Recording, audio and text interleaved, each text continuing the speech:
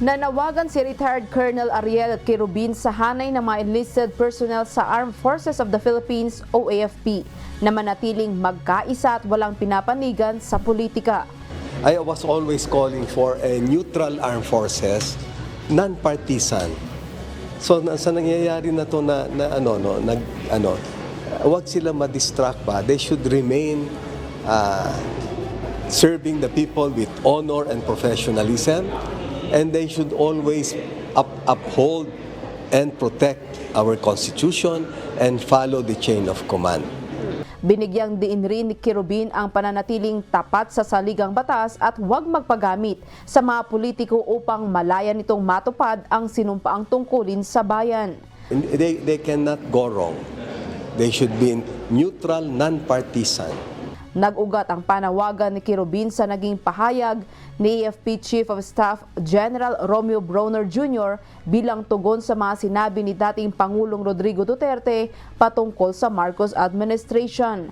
Ang payo naman nito sa nangyayaring sigalot sa pagitan ng mataas na opisyal, mas mainam na may mamagitan sa kanila upang makapag-usap ng maayos.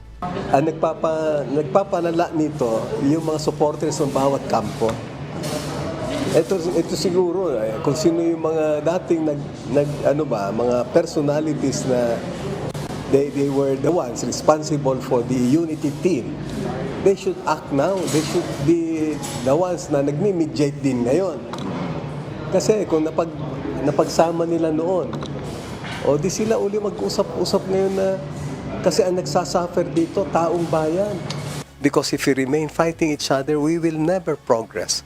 That was really meant for the armed groups, and then biglang nag-surface itong nagpapalitan na sila, nagkaroon ng world war na So kasama rin sila dito sa panawagan ko na mag-usap-usap tayo kasi anong mangyayari sa bansa natin kung ganito pa rin tayo, no?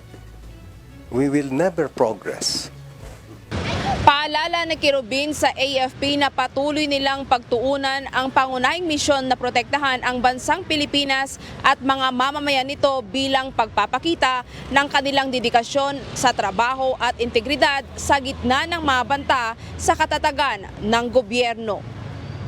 Si Quirubin ay kasama sa 1989 kudita laban kay Pangulong Cory Aquino at ang 2006 Marine standoff naman kay Pangulong Gloria Arroyo.